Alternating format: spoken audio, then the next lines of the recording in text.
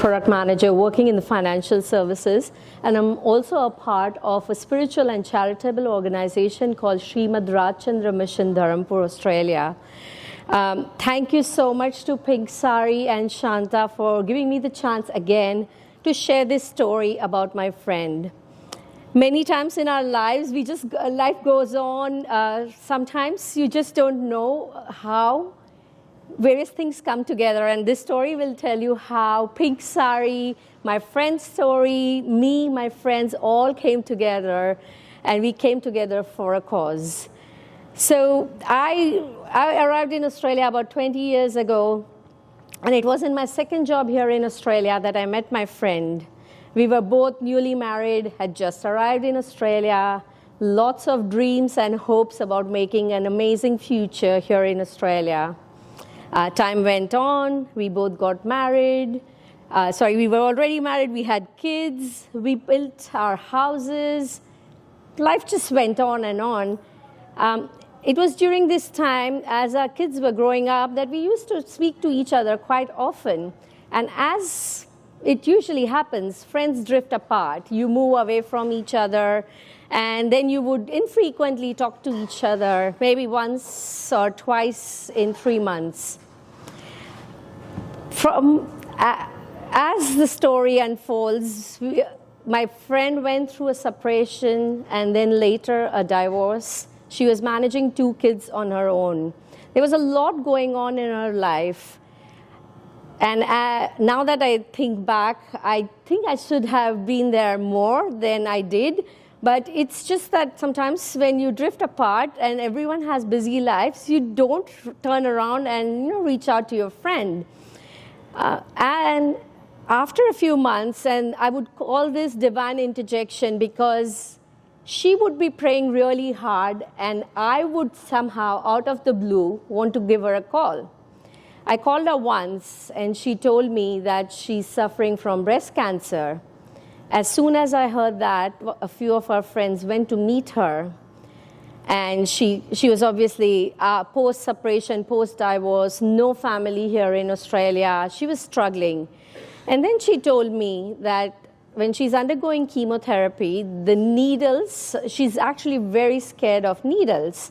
So sometimes she would push her chemotherapy sessions out. She would just tell the doctors, oh, I just can't do it, or oh, I'm in pain and I won't be able to come for the chemotherapy sessions. It's then when I told her that she should be very mindful of the timing of her treatment and not push it out. A few months passed by. Again, out of the blue, I feel like calling her. And I call her, and she is in hospital undergoing chemotherapy. And she said, I really wanted to speak to someone, and I'm so glad you called. I just wanted a warm, home-cooked meal. I heard that, and I'm like, oh my God. I just felt that something within me, and I will call it my Guru's grace, that was the reason. Every time I would feel like calling her. Over all of these years, I realized that she never called me. Something in me just told me that I should call her, and then she would be like, yes, I wanted to speak to you. I called up one of my friends. She did not know my friend, and she lived close to my friend who was undergoing chemotherapy. And I said, can you actually make some home-cooked meal for her, because she's in the hospital and undergoing treatment? Without knowing this friend, she ran to the hospital, did not just give her dinner, she also made breakfast for the next day, and also offered to drop her and pick her up from chemotherapy sessions going forward.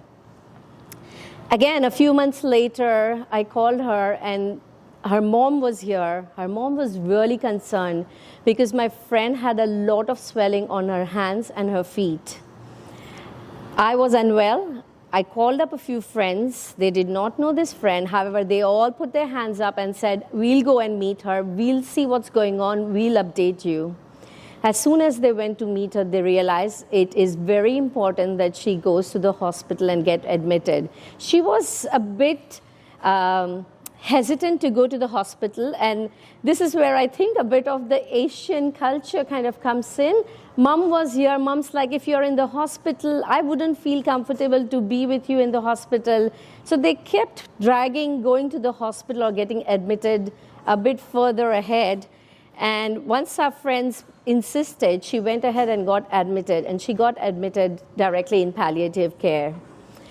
Without any family here, I rallied a few of my friends, set up a WhatsApp. We said, we'll need to do whatever we can in our individual capacities. We were all working busy lives. However, we decided, we split the day out and said, okay, we'll split out the hours. Let's be with her in hospital while she's in palliative care. Let's figure out how can we get her some food or any of the other help that she needs. Very soon we realized that we would be overwhelmed by the asks of the situation. She was in palliative care. We were not trained to do this. We were like just friends coming together, seeing someone in palliative care. This was my first experience actually doing that. It is very, it takes courage to be able to do that. As we came together, we knew that we needed more help. We wouldn't be able to do it on our own. Someone suggested Pink Sari. They had come to one of such events, and they'd known about all of the good work that Pink Sari has been doing. As luck would have it, Pink Sari and Shanta had actually reached out to my friend when she got diagnosed with breast cancer, but my friend chose to not take that help. She decided that she would be able to do it all on her own. Again, we had to pursue her to reach out to Shanta again. And I was blown by the amount of help and the warmth. I just felt, right, like the first time I met Shanta, we were in the hospital. She was with my friend. They ensured that they made my friend get rid of her fears and her inhibitions. Everything that she was holding back, they were like, no, it's fine to talk. It's fine to ask for help. It's fine for you to say, I'm not happy with something that's going on, say, for example, in the hospital, or I need a second opinion. They were able to let my friend open up and share what she was actually going through.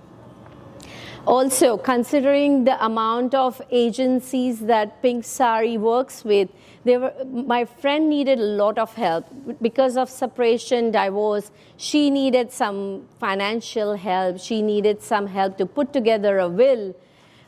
Though not Pink Sari's official duties, I always saw them that, okay, let us try and connect you to the right agencies. They went all out, and in those final few days, it was so important that my friend got someone whom she could open up to, whom she could speak to. Unfortunately, 2 weeks after being admitted to palliative care, my friend passed away. I still remember on the day of the funeral, Shanta was again there early in the morning, supporting the family members, trying to suggest what is the best way to get the funeral done. She provided as much support as you could really expect from a family member. So Shanta, I'll always remember you and all of your team and the help that you guys provided. For me and my friends, it was an eye-opening time. It made us realize how easy it is for us to always, I think sometimes it's like, oh, we'll always be able to do this. We'll manage it. We don't need help. It became very apparent that early detection, timely treatment, that openness to go out and ask for help, a positive attitude and faith are the things that help people get over diseases like cancer. I only urge you, considering I've gone through it, I would urge you that there would be some family members out there, like have that open discussion. Sometimes they might not reach out to you. It's about you just saying, are you okay? Do you need help? Do you want us to connect you to someone? Considering now we all know the amazing work that Pink Sari does, that is something that you could spread awareness, because we never know who out there needs to hear this, and it could change their lives. So thank you so much to Shanta and the team for the amazing work that they do.